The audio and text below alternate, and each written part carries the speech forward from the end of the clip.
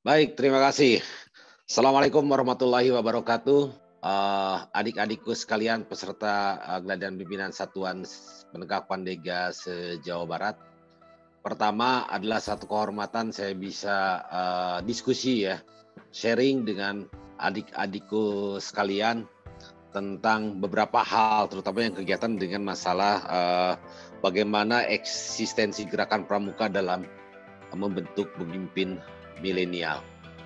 Saya akan coba cerita dulu. Oh, ini kedengaran nggak suara saya?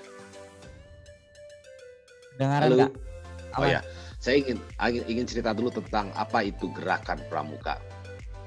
Dari semua organisasi kepanduan yang ada waktu itu, dulu sebelum tahun 67, organisasi kepanduan ini cukup banyak ya, cukup banyak. Kemudian Presiden Soekarno melebur semua organisasi kepanduan itu menjadi satu, yaitu namanya Gerakan Pramuka. Dan bicara Gerakan Pramuka, itu adalah organisasi yang bukan hanya di Indonesia. Gerakan Pramuka juga hadir hampir di seluruh negara di dunia ini gitu kan, dengan nama-nama yang tentu berbeda lah, dengan nama yang berbeda, tapi kegiatannya dan visi misinya itu sama, membentuk karakter para anak didik, pendidik menjadi manusia-manusia yang visioner ke depan, manusia-manusia yang bermanfaat bagi bangsa, negara maupun agamanya di setiap negara atau daerah. Di Indonesia, Gerakan Pramuka ini adalah satu-satunya organisasi kepanduan saat ini. Dan dari seluruh organisasi yang ada di Indonesia, satu-satunya organisasi terbesar itu adalah namanya Gerakan Pramuka. Kurang lebih ada 21,7 juta orang anggota Gerakan Pramuka, dari mulai siaga, penggalang, penegak, pandega, sampai orang dewasa ya. Jadi ini organisasi yang menurut saya amat sangat besar sekali, dan organisasi ini anggotanya paling besar bukan saja se-Indonesia tapi sedunia dibanding dengan pramuka-pramuka yang ada di luar Indonesia. Nah, karena besarnya organisasi ini, tentu kita harus punya kebanggaan menjadi bagian daripada gerakan pramuka tersebut. Di pramuka ini dibagi tingkatannya dari mulai siaga sampai dengan untuk anak didik sampai dengan pandega, kemudian ada orang dewasa, dalam hal ini pembina juga ada di sana. Bahkan sekarang nanti ke depan insya Allah juga mungkin dalam Munas ke depan akan masuk pra siaga ya, untuk playgroup, TK ataupun yang belum memasuki usia siaga untuk persiapan prasiaga. Nah, kali ini saya ingin sedikit sharing tentang eksistensi Gerakan Pramuka untuk menjadi pemimpinan milenial. Saya sedikit cerita dulu ya, biar adik-adik punya pemahaman yang sama apa itu organisasi pramuka. Saya mengikuti Gerakan Pramuka sejak penggalang terus terang. Yang saya ingat kelas 3-4 SD saya sudah mulai berpakaian pramuka. Sampai dengan saat ini juga detik ini saya berpakaian pramuka gitu. Saya mengikuti kegiatan pramuka ini dari mulai ya tadi penggalang, kemudian penegak, pandega, kemudian juga menjadi pembantu pembina, mengikuti KMD, mengikuti KML, dan seterusnya. Saya mengikuti organisasi pramuka dari mulai gugus depan, kemudian naik menjadi Dewan Ambalan, Ketua DKR, DKC, kemudian di kuartir cabang, di kuartir daerah, pernah di kuartir nasional, dan seterusnya. Jadi memang kalau bicara tentang pramuka, akan banyak sekali manfaat yang dapat kita ambil, terutama dalam hal bagaimana kita berorganisasi, bagaimana kita berinteraksi ke depannya. Karena tuntutan zaman ke depan, sekali lagi, tuntutan zaman ke depan itu adalah siapa yang lebih siap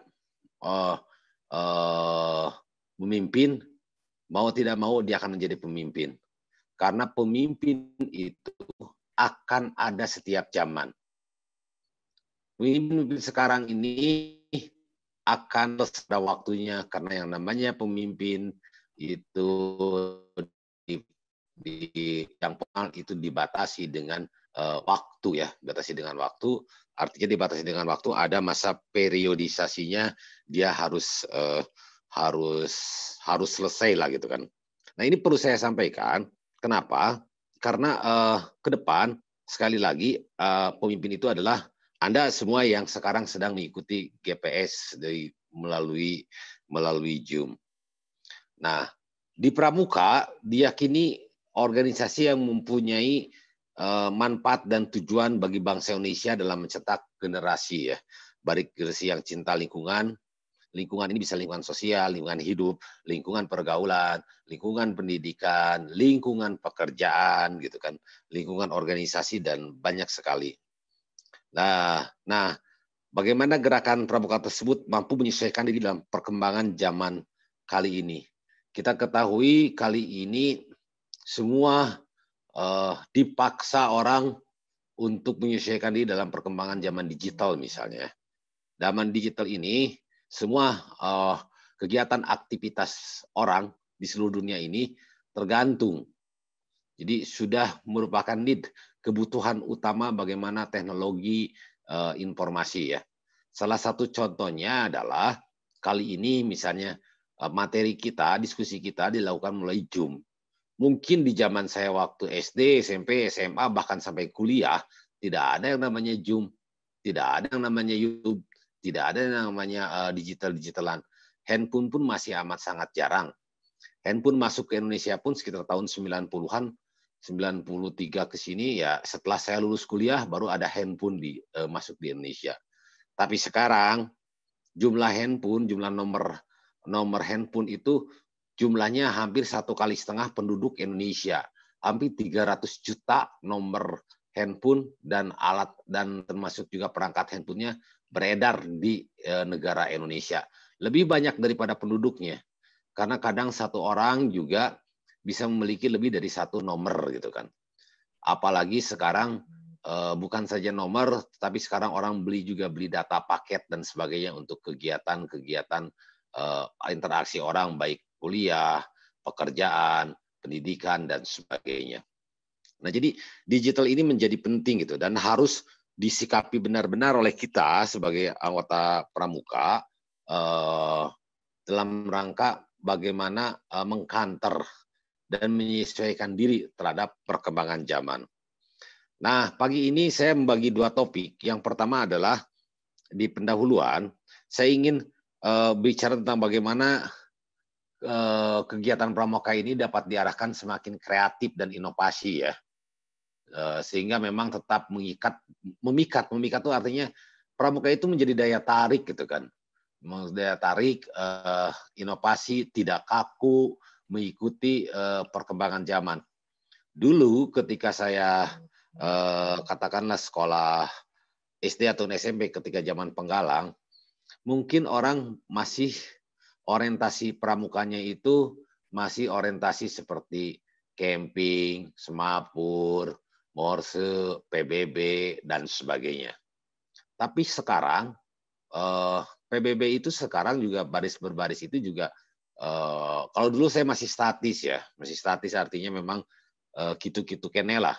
Tapi sekarang kemudian beralih menjadi banyak variasi-variasi tertentu. Begitupun teknik-teknik kepramukaan ini berkembang gitu, berkembang bahkan kesini ada jota-joti, ada olimpiade menggunakan alat perangkat komunikasi dan sebagainya. Apalagi sekarang melalui handphone dan sebagainya gitu kan, di mana sinyal-sinyal handphone juga sekarang sudah masuk di pelosok-pelosok desa dan sebagainya. Jadi memang pramuka ini dituntut untuk melakukan inovasi ya. Inovasi. Jadi kalau Anda tidak punya inovasi, tidak melakukan kreativitas, itu sebenarnya bagi saya Anda sudah ketinggalan zaman lah. Jangan gaptek misalnya dengan digital sekarang.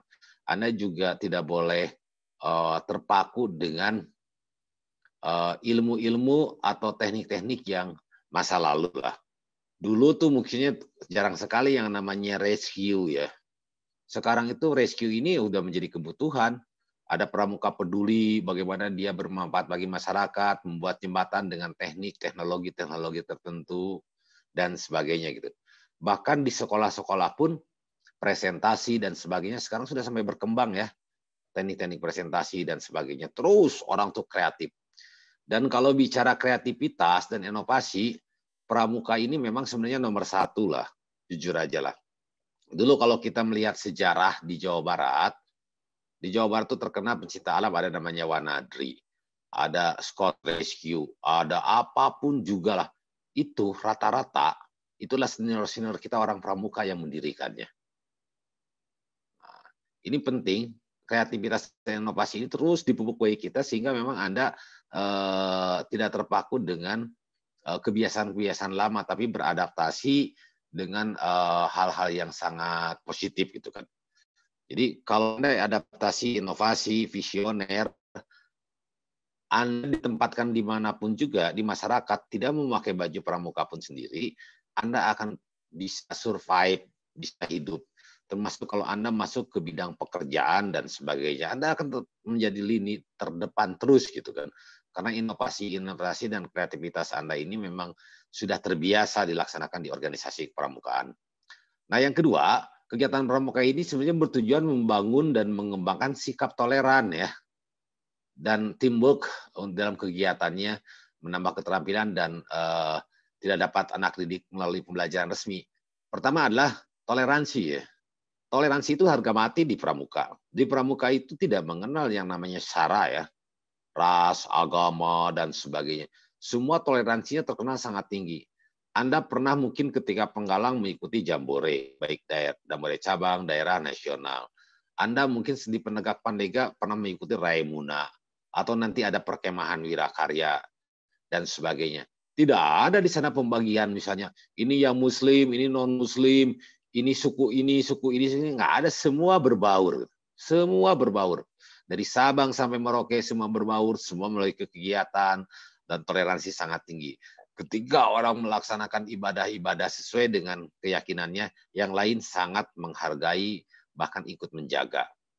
Dulu pramuka terkenal, saat Idul Fitri mereka menjagain. Saat malam Natal, malam Tahun Baru, malam Idul Fitri, takbiran di semua pramuka berjaga. Tujuannya memberikan toleransi, kenyamanan bagi sesama warga negara, sesama anggota pramuka. Jadi toleransi di pramuka ini menjadi harga mati ya. Kemudian juga teamwork, kerjasama. Kerjasama itu di pramuka ini sudah diajarkan sejak kita siaga ya. Di barung-barung sudah dilaksanakan. Kemudian di penggalang, di regu-regu dilaksanakan. Di penegak pandega, di sangga-sangga gitu kan, di sangga kerja dan semuanya. Kerjasama ini mempunyai prioritas yang sangat utama. Bahkan tanpa kerjasama nggak mungkin kita bisa melaksanakan kegiatan kepramukaan dan menjalankan organisasi. Di gugus depan, Dewan Ambalan, Dewan Kerja, itu kerjasama menjadi utama. Nggak ada egoistis dan egosentris, semua teamwork gitu kan. Tidak ada yang super di dalam orang-orang pramuka, yang ada adalah teamwork gitu kan. Percuma super, tapi memang dia tidak bisa teamwork. Dan teamwork ini, kerjasama ini menjadi bagian yang tidak terpisahkan dalam pola pendidikan pramuka, termasuk di teknik pramukaan. Nah, adik-adik sekalian, dua hal tersebut menjadi kunci utama kenapa pramuka ini tetap bisa hidup, bisa eksistensinya tetap diakui oleh organisasi-organisasi lainnya. Nah, sekarang kita ingin menilik eksistensi gerakan pramuka di kita slide selanjutnya di era digital ya. Saya ingin sedikit cerita, di era digital ini teknologi dan informasi ini berkembang itu sangat pesat ya. Sangat pesat sekali. Bahkan arus informasi pun sekarang itu tidak memiliki batas ruang dan waktu. Ukuran detik, Anda ini bisa berkomunikasi tidak saja dengan tidak dilingkupi wilayah administrasi. Dalam hitungan detik Anda bisa tahu informasi apa yang terjadi di Amerika, apa yang terjadi di Rusia, apa yang sedang dilaksanakan oleh jemaah-jemaah haji kita di Arab Saudi, di Mekah. Dalam hitungan detik Anda bisa berkomunikasi dengan orang tua Anda yang jauh di pulau sana. Dalam hitungan detik Anda bisa mengetahui informasi berita apapun melalui YouTube, melalui online, melalui handphone, melalui WhatsApp, dan sebagainya. Ini bagus atau tidak ya? Nah, ini sebagaikan pisau bermata dua ya.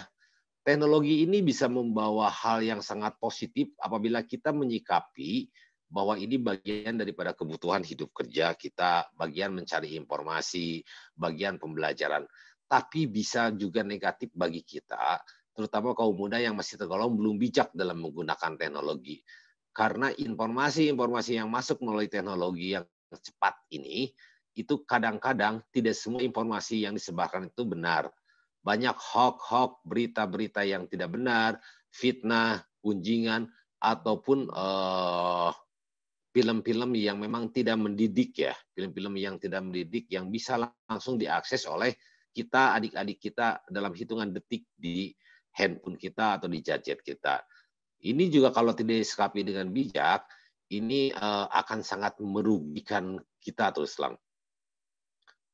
Jadi gawai ini kadang-kadang orang dekat menjadi jauh ya, orang jauh menjadi dekat. Karena yang jauh itu menjadi dekat melalui handphone, berkomunikasi, tapi orang-orang yang dekat di sekitar kita kadang merasa jauh, kurang sapaan. Dalam suatu hari perjalanan misalnya, karena saya sering menggunakan airport atau bandara, suatu ketika minggu kemarin di Ngurah Rai Bali gitu kan, kebetulan saya sedang perjalanan dari Labuan Bajo menuju Bandung, tapi transit dulu di Denpasar, Bali. Saya menunggu kurang lebih 45 menit untuk boarding naik ke pesawat. Duduk di ruang tunggu di sana. Semua yang ada di sekitar saya, kurang lebih adalah 50-60 orang yang duduk di depan saya. Semua mengeluarkan handphone. Mereka asik melakukan komunikasi dengan orang-orang yang jauh di sana, ada yang nonton juga film, ada yang juga melakukan WhatsApp, buka Facebook dan sebagainya. Tapi sama sekali tidak menyapa yang di sebelahnya. Bahkan mungkin tidak kenal yang di sebelahnya. Bahkan juga mungkin dengan temannya sendiri dia cuek-cuek saja. Nah, ini juga terjadi degradasi silaturahim ya. Kalau dulu sebelum ada handphone ini, kalau di bandara atau tempat keramaian saling bertanya berangkat kemana, apakah Anda kerja, gimana, ngobrol lah, small talk, basa-basi dan sebagainya. Sekarang itu sudah terdegradasi karena memang yang dekat menjadi jauh dan jauh menjadi dekat. Untuk itu salah satu poin yang harus dibenahi bila ingin pramuka ini tetap eksis ke depan adalah tentu saja kita harus kembali kepada citra diri kita, meninjau materi pengajaran kita terhadap kegiatan-kegiatan yang punya nilai tambah dan masuk akal ya. Masuk akal di sini adalah tentu di awal saya sampaikan bahwa teknologi informasi ini memang sangat penting dan tidak bisa dibendung, tetapi juga kita harus tetap melaksanakan kegiatan-kegiatan kepramukaan, pembelajaran yang masuk akal. Masuk akal tentu artinya silaturahmi, saling menyapa, saling mengenal, ngobrol, dan langsung gitu. Jadi kita jangan dikendalikan oleh teknologi, tetapi kita yang harus mengendalikan teknologi. Makanya saya yang suka berkesan ketika menjadi penegak Pandega, ada Emuna, saya kenal yang dari Timur waktu itu, dari Papua, dari mana ngobrol sebagainya, wah nyanyi-nyanyi, bermain bareng dan sebagainya. Benar kekeluargaannya benar-benar terasa gitu dibanding dengan sekarang yang memang informasi menggunakan IT dan kadang juga ataupun sandi-sandi itu sekarang juga mungkin tidak terlalu diperdalam seperti dulu ya, karena sekarang orang mengirim pesan bisa dengan WhatsApp, bisa dengan telepon langsung, dengan SMS, dengan apapun juga lah gitu kan. Eh, Jadi kembali bahwa itu memang tidak bisa dihindari, tapi kita harus lebih bijak dan masuk akal. Perlu digarisbawahi bahwa gerakan pramuka ini penting dalam proses pembentukan karakter ya, karakter bangsa. Maka diharapkan teman-teman penegak, pandega, para pembantu pembina mampu mengkombinasikan pengembangan teknologi pramuka ini dengan hal-hal yang sekali lagi hal yang sangat bijak lah gitu kan. Nah di slide selanjutnya saya ingin bicara tentang portofolio ya. Portofolio ini kehadiran pramuka, sekali lagi kehadiran pramuka di era kekinian ini bagi kalangan muda ini masih diperlukan sebagai wadah ya, wadah penanaman sikap mental ya. Sikap mental artinya memang di pramuka ini memang diajarkan bagaimana membentuk karakter ya. Karakter calon-calon leaders di masa yang akan datang ya. Jadi pramuka ini mengantisipasi percepatan zaman di globalisasi ya dan teknologi informasi serta komunikasi yang kemungkinan sebenarnya membawa ancaman dari luar menjadi invitasi budaya asing masuk ke kita ini tanpa filter ya, sekali tanpa filter.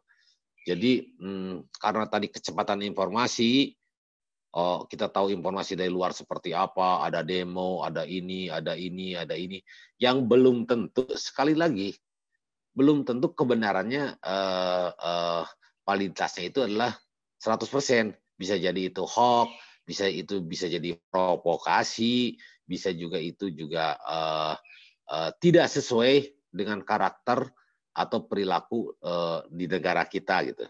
Kebebasan yang dilaksanakan di luar negeri, orang bebas senjata api, bunuh-membunuh, kemudian hal-hal seperti itu juga perlu disikapi dengan bijak, tidak semua pas dan bisa dilaksanakan di negara kita. Tapi juga ada nilai-nilainya positif juga, terutama dalam bidang pengembangan ilmu pengetahuan dan teknologi. Kita semakin cepat gitu kan.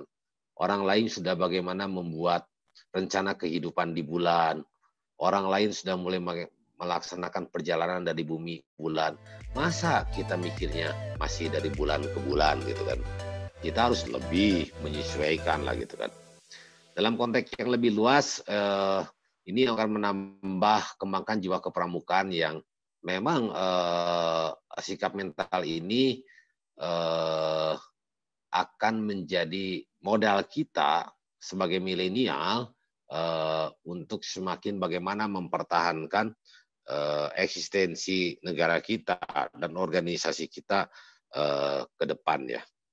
Jadi memang saya berharap teman-teman adik-adik pramuka ini saat yang sangat tepat menurut saya.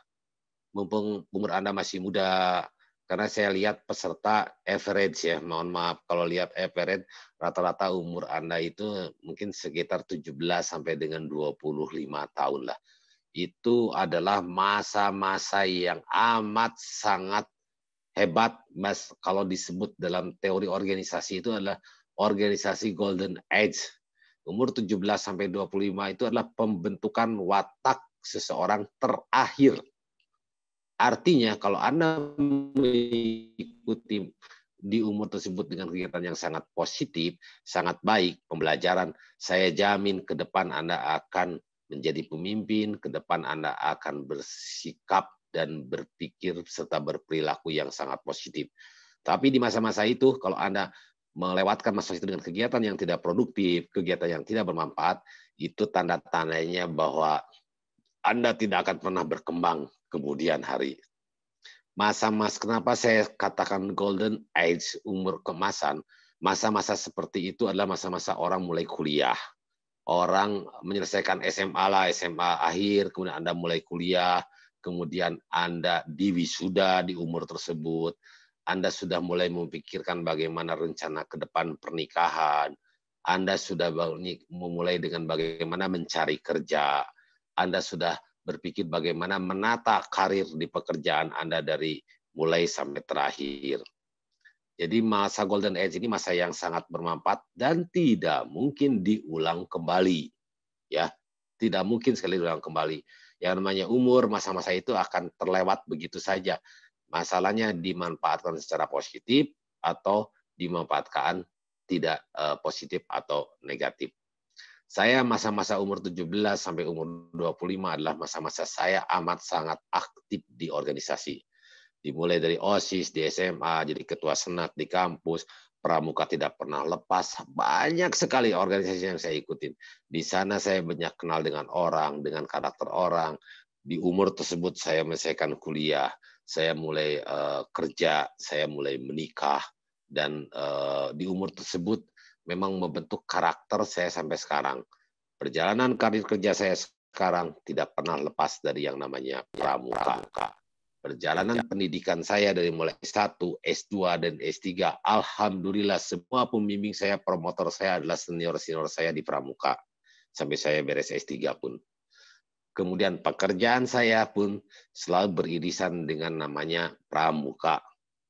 Apalagi sebagai ketua harian sekarang Kuartir Daerah Jawa Barat, saya pegang pariwisata, pegang jasa ini, ketemu terus dengan orang-orang pramuka. Ketemu terus dengan para mabi, para wali kota bupati, para mabicap, mabida, dan sebagainya. Kita dekat karena kita berseragam pramuka. Nah, adik-adik sekalian, terakhir saya ingin mencuat diskusi tentang bagaimana pemimpin milenial dari gerakan pramuka ya. Setidaknya di slide terakhir, saya mencatat ada 5 karakteristik pemimpin yang baik yang harus ada dalam seorang anggota pramuka sebagai agent of change ya, agent of change. Yang pertama adalah ciri pemimpin milenial gerakan pramuka ini, dia punya visi yang jelas, visi yang jernih. Sebagai leader, seseorang harus memiliki target yang jelas sehingga program kerja dapat disusun dengan baik dengan tahapan yang bersinambungan ke arah dan tujuan yang jelas. Pemimpin baik yang harus menjelaskan ide dan konsep yang dalam pemikirannya secara jernih kepada orang lain dan terutama kepada anggota tim kerjanya.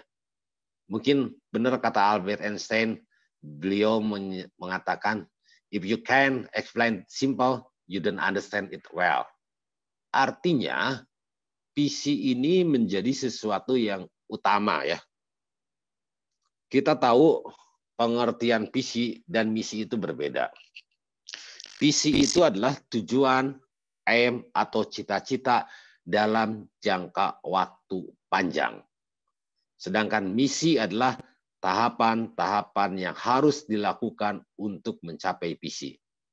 Contoh misalnya, visi gerakan pramuka atau jangan pramuka lah, visi diri Anda sendiri aja pribadi. Saya ingin menjadi gubernur misalnya kan. 20 tahun ke depan ingin menjadi gubernur. Itu visi Anda. Nah, misi itu adalah tahapan-tahapan yang dicapai. Pertama, Anda izin dulu kuliah. Yang kedua, Anda berkarir. Yang ketiga, Anda punya leadership yang bagus. Kemudian Anda dikenal di publik, di masyarakat. Ujung-ujungnya nanti Anda punya relasi yang luas. Kemudian Anda mungkin melamar ke partai politik ataupun komunikasi dengan partai politik untuk dicalonkan. Kemudian Anda melaksanakan kampanye, penyampaian ide-ide Anda yang kreatif, dan Anda terpilih. Nah, tahapan-tahapan itu disebut misi ya. Jadi itu harus ada di dalam diri pramuka. Contoh yang sangat pribadi, visi itu adalah yang sangat pribadi ya. Misalnya ketika Anda sekarang, katakanlah ada anggota pramuka berumur sekarang 20 tahun misalnya.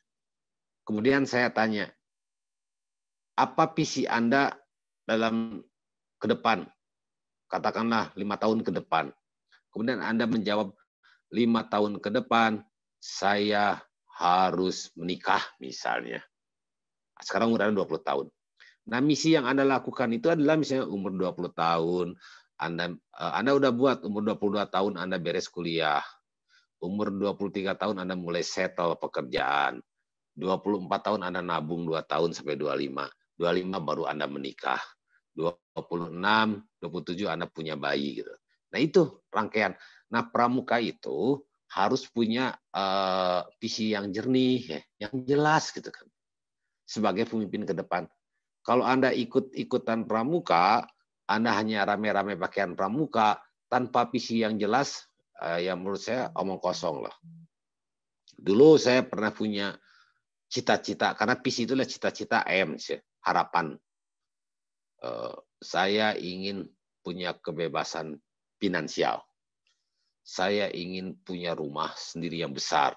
Saya ingin punya mobil. Saya ingin punya villa. Ya intinya saya ingin disebut orang sukses lah gitu kan. Nah kemudian saya terjemahkan dalam misi-misi ya. Saya harus pintar bahasa Inggris. Saya harus lulus dulu pendidikan tertinggi S3. Saya harus punya jabatan minimal direktur. Itu saya lakukan gitu. Sehingga visi itu tercapai gitu kan. Dan alhamdulillah walaupun belum tercapai, sekarang ke arah sana sudah bisa mendekati. Artinya apa yang cita-citakan itu tidak sekonyong-konyong turun dari langit, bro, begitu. Nah, tapi memang harus ada rangkaian yang harus proses yang harus digeluti. Nah, pramuka ciri pemimpin milenial itu adalah ke depan seperti begitu. Anda bisa bilang saya harus umur 50 tahun harus jadi bupati Tasik, misalnya Anda gitu. Kalau ini ada DKC Tasik. Ya mana langkah-langkahnya gitu. Dan tidak ujug-ujug bupati itu datang dari langit, enggak ada proses gitu. Jadi visi itu harus jernih, harus terukur gitu kan. Nah, ini ciri pemimpin milenial yang pertama. Yang kedua adalah dia punya kegigihan untuk mencapai target tersebut gitu kan. Jadi dia itu harus punya yaitu misi itu, gigih untuk mencapai target tersebut. Ini saya gambarkan bagaikan botol ya berisi air. Ada tahapannya, paling bawah misalnya paling besar, naik ke depan. Semakin ke depan kayak piramid gitu. Pemimpin itu ke depan itu semakin mengecil, terkena oleh seleksi alam gitu. Tidak 200 orang lulusan akabri kemudian semua menjadi jenderal, enggak. Lulusan akabri satu angkatan misalnya, saya nggak tahu ada 200 atau 300 orang. Ya ujung-ujungnya seangkatan itu yang jadi jenderal bisa dihitung dengan angka, dihitung dengan jari berapa orang yang jadi jenderal. Enggak semuanya lulusannya yang 300 orang kemudian kelak 20 tahun jadi jenderal semua, enggak. Tetap aja pemimpin itu ya memang terseleksi dengan alam gitu kan. Nah, seleksi itu harus Anda ikuti lalui dengan kredibilitas Anda gitu kan. Dan yang ketiga adalah calon pemimpin milenial di pramuka ini bersikap kritis dan analitis ya. Dengan kata lain, pemimpin yang baik harus selalu bernalar menggunakan akal yang sehat ya. Jadi kalau ada informasi tidak ditelan bulat-bulat ya, tanpa mengerti substansinya. Pakai nalar-nalar rasio-rasio yang sehat gitu kan. Tidak ngawang-ngawang ya, tidak ngawang-ngawang, tidak ngewadul, tidak bahasa sekarang tuh halu ya, halusinasi gitu kan. Tidak, tapi berpikir menggunakan akal sehat. Contoh akal sehat itu adalah Anda misalnya menyelesaikan studi Anda yang SMA atau misalnya Anda lulus dulu kuliah Anda apalagi dengan predikat cum laude. Gunakan akal sehat karena kalau Anda lulusan S1 cum laude atau summa cum laude, ketika persaingan penerimaan karyawan baru di perusahaan-perusahaan, Anda akan dapat prioritas loh. Akan dapat prioritas walaupun saya tidak bicara masalah rezeki Anda, tapi paling tidak secara ini menjadikan prioritas bagi Anda karena dianggap punya kemampuan melakukan kompetensi gitu ketika masih kuliah gitu kan. Dan yang keempat adalah ciri pemimpin gerakan pramuka ini dia syarat akan pengetahuan memimpin dengan memberikan contoh bukannya instruksi. Nah, ini yang salah adalah ketika masuk ke organisasi itu orang itu kemudian merasa sok berkuasa, mainnya nyuruh-nyuruh, instruksi ini, lu kerja gini, lu begini, wah, kemudian kalau tidak tercapai, ngedumel lah, marah-marah lah. Yang benar itu adalah uswatun hasanah. Anda memberikan contoh keteladanan bagi anggota tim. Teman-teman, untuk memutuskan masalah ini, sebaiknya kita rapat pleno yuk. Saya tunggu kehadiran Anda di sangga kerja, di dewan kerja, di sekretariat hari ini jam sekian. Tolong dimohon untuk hadir kita untuk sama-sama diskusi memecahkan masalah. Bagi yang tidak bisa hadir jarak jauh dimohon kesediaannya melalui Zoom. Nah, yaitu memberikan contoh, diskusilah sehingga hasil keputusan itu dibuat bersama, diputuskan bersama, kemudian disampaikan. Jikalaupun ada yang menolak terhadap keputusan tersebut, itu prosedurnya sudah ditempuh dengan baik. Artinya Anda terlepas. Jadi bukan berarti karena Anda sebagai ketua Dewan Kerja, selaku pradana, selaku apapun juga, main suruh-suruh aja, bla bla bla bla bla bla. Akhirnya yang lain ngedumel, ya. Itu pimpin ke depan. Ciri pemimpin milenial yang terakhir, yang kelima di Pramuka ini, dia tuh senantiasa membangun akselerasi hubungan yang kuat dengan orang-orang di sekitarnya, ya. Membangun kepercayaan, trust, kemudian dia memiliki juga integritas sehingga dapat dipercaya. Saya harus sampaikan ini kepada adik-adik sekalian, karena dunia kerja sekarang, dunia hubungan sekarang, yang paling mahal itu adalah yang namanya akses, ya. Hubungan baik itu atau trust itu yang paling mahal. Itu adalah ranking pertama, bisa mengalahkan uang, kemampuan pribadi kita, dan kompetensi kita. Jadi banyak-banyaklah Anda membangun akses, banyak-banyaklah Anda bersilaturahmi, banyak-banyaklah Anda melakukan hubungan baik. Mumpung Anda masuk di Gerakan Pramuka, baju Anda sama, tanda Anda sama, dan tidak ada perbedaan di Pramuka. Anda ketemu Pak Gubernur, ketemu Pak Presiden, ketemu Pak Menteri, ketemu Wali Kota, ketemu Bupati, ketemu Pak Camat, ketemu Pak Lurah, panggilannya adalah kakak. Semua sama gitu kan. Artinya semua sama karena memang identitas kita sama. Nah, ini sebenarnya peluang yang amat sangat besar bagi kita untuk membangun hubungan aksesibilitas gitu kan. Akses itu punya nilai yang sangat besar sehingga kita bisa berinovasi, menyampaikan ide-ide secara langsung. Saya kalau mau ketemu Pak Gubernur, Pak Menteri, Pak Presiden sekalipun, saya bilang selamat pagi kakak, selamat sore kakak, gitu kan. Dan mereka sama sekali tidak tersinggung, bahkan mereka menjawab salam Pramuka, gitu kan. Jadi bangga kita. Nah, kalau Anda semua sebagai penegak, pandega, mempunyai ciri-ciri pemimpin milenial yang 5 ini, saya bisa menjamin hanya waktu yang memutuskan Anda kelak akan menjadi pemimpin yang baik. Anda kelak akan memimpin. Karena sekarang Anda memimpin Pramuka, ketika Anda masuk berusia dunia kerja, yang Anda pimpin itu adalah orang-orang, yang Anda pimpin itu perusahaan, yang ada itu adalah visi dan misi perusahaan, budaya kerja perusahaan. Itu tidak ada bedanya dengan bagaimana kita berorganisasi di Pramuka. Jadi sukses buat Anda semua.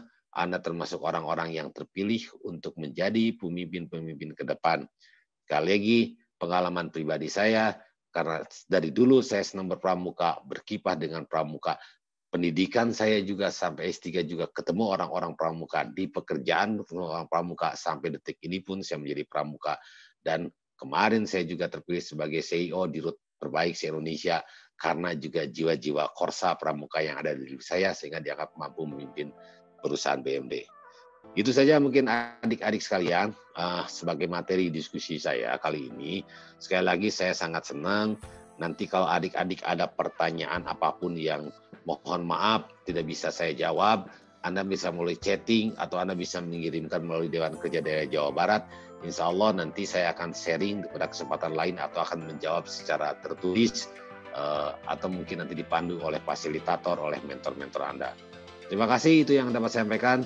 Assalamualaikum warahmatullahi wabarakatuh dan salam Pramuka.